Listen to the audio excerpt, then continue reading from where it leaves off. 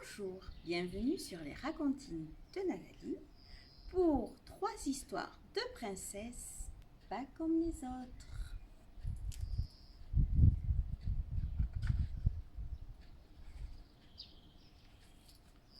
Clara et les monstres collants.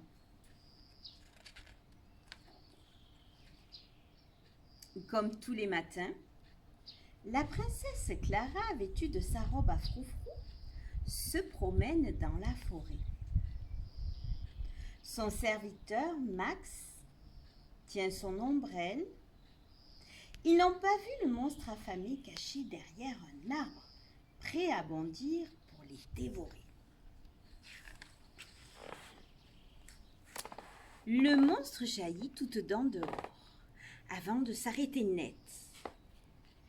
Il rougit, il arrache des fleurs pour en faire un bouquet. C'est le coup de foudre. Le monstre est tombé fou amoureux de la princesse. Dans le ciel, un dragon aperçoit Clara et Max. Il fonce sur eux, griffe en avant, prêt à n'en faire qu'une bouchée.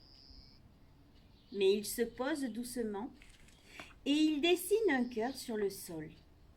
Le dragon est aussi tombé fou amoureux de Clara. Et quand un ogre passe par là, il sent son cœur battre à toute vitesse. Bouboum, bouboum, bouboum. L'ogre se met à genoux et déclare: Princesse, ô belle princesse, épousez-moi.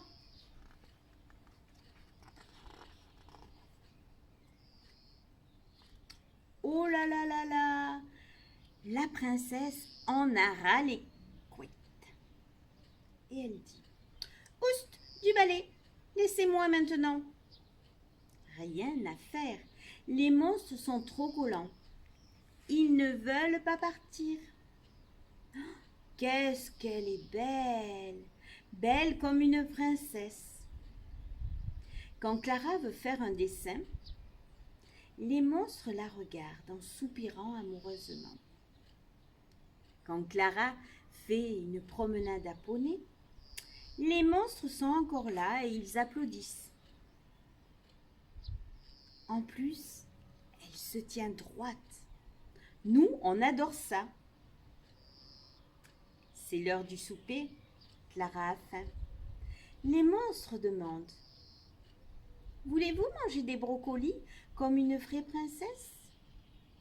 Clara, elle a une idée. Et elle répond: Non, je veux manger des pâtes qui tâchent. Max, son serviteur, lui apporte des spaghettis à la sauce tomate. Clara aspire les spaghettis et elle se met de la sauce partout. Le dragon n'en croit pas ses yeux. Il bougonne. Manger comme ça, c'est pas digne d'une princesse Burke. Et il quitte le château. Clara éclate de rire. Puis elle se dit: Maintenant, je vais jouer au ballon. Hop! La princesse enfile un short et un maillot et elle sort dans le jardin. Et l'ogre fait une terrible grimace. Il râle. Une princesse qui joue au foot, n'importe quoi. Et il s'éloigne. Bon débarras, se dit Clara. Clara est si joyeuse qu'elle donne un grand coup de pied dans le ballon. Paf! Le ballon fuse jusqu'au monstre, puis jusqu'à l'ogre et au dragon en colère. Max bondit. Il réussit à rattraper la balle. Et Clara s'exclame: Waouh, tu es un super gardien de but. Tu veux jouer au foot avec moi? Avec plaisir, princesse, répond Max. Et quand la pluie commence à tomber, Clara et Max enfilent leur imperméable. Hop, hop, hop. Ils sautent tous les deux dans les flaques. Mais ce n'est pas digne d'une princesse d'être couverte de boue. Mais après tout, pourquoi pas?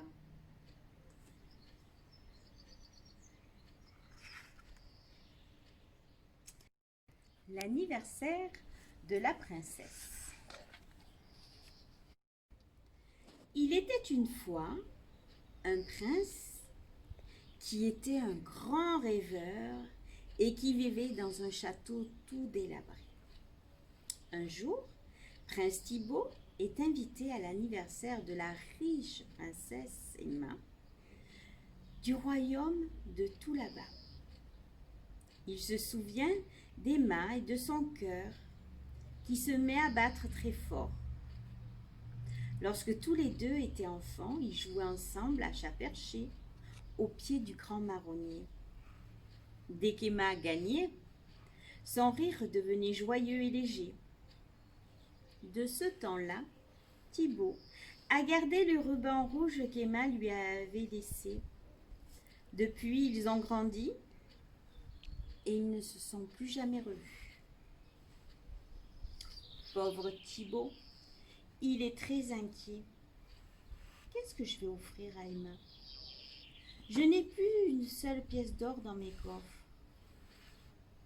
Pour calmer son cœur qui bat si fort, il déroule un vieux parchemin et il fait un beau dessin en se souvenant d'Emma. Mais il se demande, Emma se souviendra-t-elle de moi? Une fois son dessin fini, il roule le parchemin et il l'attache avec le ruban rouge de la princesse. Prince Thibaut entend un carrosse arriver, tiré par 100 chevaux. C'est son cousin, le prince Damien, qui vient le chercher. « Allez, en route Thibaut, monte dans le carrosse. » Son cousin Damien est riche. Il porte de beaux habits. Thibaut se sent triste dans son vieux costume usé. Après un long voyage, les deux princes arrivent enfin au royaume de tout là-bas. Thibaut est émerveillé. Il n'a jamais vu un château aussi magnifique. Mais il est encore plus ébloui par la princesse Emma. Ses cheveux couleur de miel brillent sous le soleil. Emma accueille chacun de ses invités en faisant une révérence. C'est au tour de Thibaut. Emma se penche et dit « Bienvenue à vous, Elle relève la tête et voit Thibaut. Elle le regarde dans les yeux.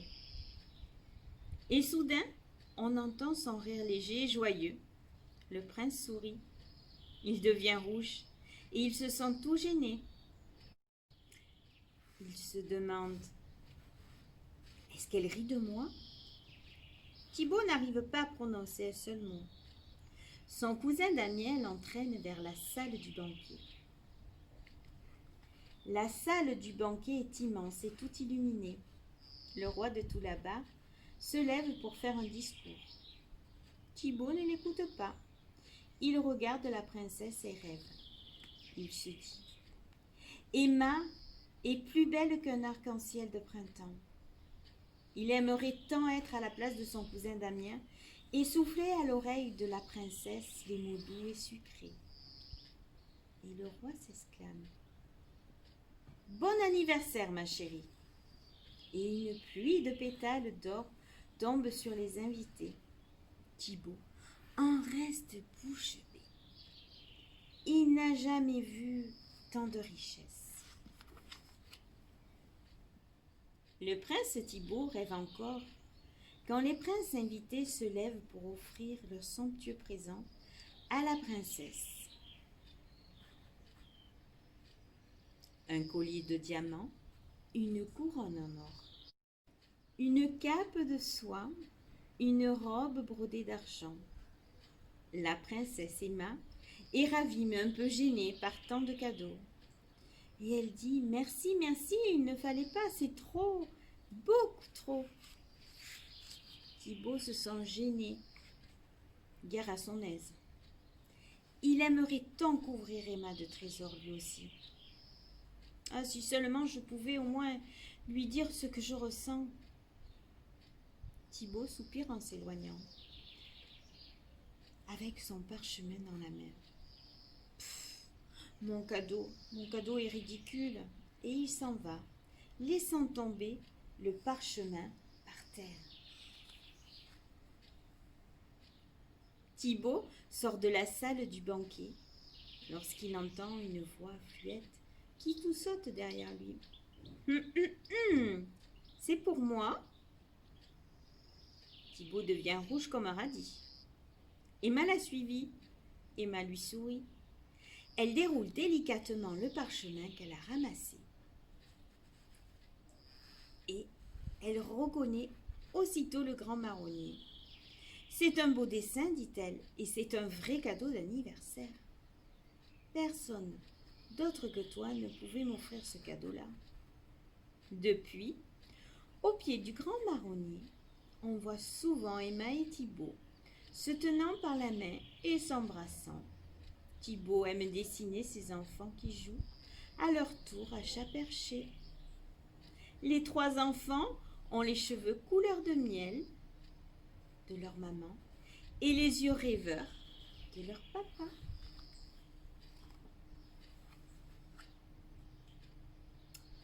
Le grand jour de Tililou. Bonjour, je m'appelle Tililou, j'ai 5 ans et je suis une fille. Je dis ça parce que, à cause de mes cheveux courts, que j'adore, tout le monde pense que je suis un garçon, mais le monde est bête. Heureusement, j'ai un doudou formidable. Il s'appelle Ra. Je l'ai depuis que je suis née. Je l'emmène partout. Il me parle et je suis la seule à l'entendre. Un matin de printemps, dans la cour de récréation, Marius est venu me parler. C'était la première fois. Il m'a dit: Salut, c'est vrai que tu es un garçon? J'ai répondu: Non, je ne suis pas un garçon. Il a insisté. Alors pourquoi tu as l'air d'un garçon? Qu'est-ce que ça peut te faire? Toi, tu as bien une frange, et je te dis pas que tu es une fille. Marius a reculé, étonné. Moi, je suis pas une fille. Puis il a haussé les épaules et il est parti. En classe, notre maîtresse Marie nous a annoncé: les enfants, on va monter un petit spectacle de théâtre. Il faut 2 filles et 2 garçons pour jouer l'histoire d'une princesse embêtée par un sorcier. Alors, qui veut jouer? Tous les élèves ont levé le doigt en criant: Moi, moi, moi! Sauf moi. Je ne disais rien. J'avais peur de jouer devant tout le monde. Mira a sorti son petit museau de mon sac et m'a chuchoté à l'oreille: Vas-y, Tilou, vas-y. Alors j'ai levé le doigt. Mademoiselle Marie m'a regardée étonnée et elle m'a souri. Le lendemain, la maîtresse a dit les noms de ceux qui allaient jouer dans la pièce: Olivia, Marius, Lucien et moi. J'avais envie de sauter de joie, mais j'ai juste souri. Dans mon sac dansait la samba. La maîtresse m'a expliqué: Tililou, tu vas faire la dame de compagnie, celle qui suit la princesse partout. Tu vas réussir, j'en suis sûre. Olivia, qui avait le rôle de la princesse, a demandé: Alors, Tililou, va avoir une robe comme moi? Bien sûr, a répondu la maîtresse. Olivia avait froncé le nez. Ça va faire drôle de voir Tililou en robe. Et elle est partie en faisant tourner ses longs cheveux. Je me suis sentie toute petite, toute bête et pas belle. Alors Ra m'a consolée: Ne t'en fais pas, tu vas être magnifique. Les jours suivants, nous avons répété nos rôles. Marius faisait le prince. Il était drôlement beau dans son costume de prince. Olivia était bien en princesse. C'est vrai qu'avec ses longs cheveux et sa robe, elle faisait vraiment princesse. Lucien était un terrible sorcier, tellement laid avec sa longue barbe grise. Et moi, j'étais la dame de compagnie. À chaque fois que j'enfilais ma robe, applaudissait. « Oh là là, que tu es belle !» La maîtresse nous disait ce qu'il fallait faire et comment dire les paroles. Moi, je devais dire « Oh ma princesse, comme vous avez une jolie voix !» Et aussi « Oh mon Dieu, c'est affreux !» À un moment, le prince Marius s'est approché de moi. J'ai cru qu'il allait me dire quelque chose de gentil, mais il a juste dit « Pousse-toi, tu ne dois pas être là quand j'embrasse la princesse. » La veille du spectacle, nous étions super énervés, et Ra aussi. Il poussait des petits couinements dans le sac. Ça m'énervait encore plus. Mais la maîtresse était encore plus énervée que nous. Et elle a dit « Les enfants, Olivia a une grosse angine. Elle ne pourra pas jouer la princesse. Qui veut la remplacer ?» Mais personne n'a levé le doigt. Tu rêvais d'être la princesse et mon doigt s'est levé sans que je puisse le retenir. Mademoiselle Marie s'est écriée. « D'accord, Tililou, tu joueras la princesse. Et moi, je ferai la dame de compagnie. » Toute la classe a éclaté de rire. Et certains ont dit « La princesse est un garçon, la princesse est un garçon. » Et j'ai failli pleurer. Mais la maîtresse leur a demandé de se taire. Quand on a été toutes seules, la maîtresse et moi, j'ai dit sans me tromper les paroles de la princesse, parce que je l'avais bien observée et écoutée pendant les répétitions. Puis mademoiselle Marie m'a demandé si demain soir, pour le spectacle, je voulais mettre une perruque de cheveux longs. Mais moi, j'ai répondu non.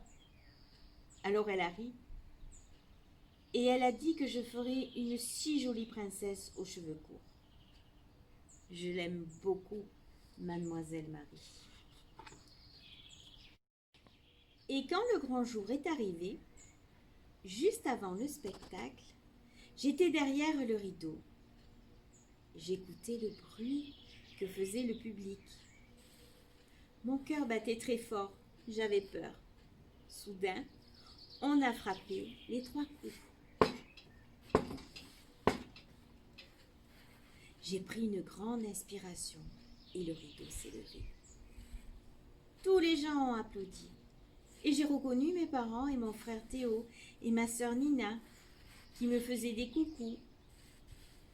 Mais la maîtresse m'a fait signe de commencer. Et là, dès que j'ai ouvert la bouche pour dire ma première phrase, il s'est passé quelque chose d'extraordinaire. Je n'avais plus peur du tout.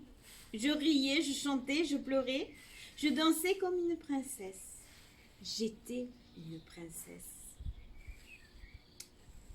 À la fin du spectacle, tout le monde a applaudi très fort. Ra sautait de joie. C'était comme un tourbillon merveilleux. On est revenu saluer plein de fois. Après, papa m'a serré dans ses bras et il m'a dit qu'il était fier de moi. Et Marius est venu. Il a juste pris ma main. On est resté comme ça, sans bouger. Mademoiselle Marie nous a vus. Elle a bien ri. Et elle nous a fait un clin d'œil. C'était le plus beau jour de ma vie. Et maintenant, je sais que quand je serai grande, je ferai du théâtre. Voilà mes loulous, 3 histoires de princesses, vraiment pas comme les autres. Et je vous fais des bisous et à très bientôt dans les racontis de Nathalie.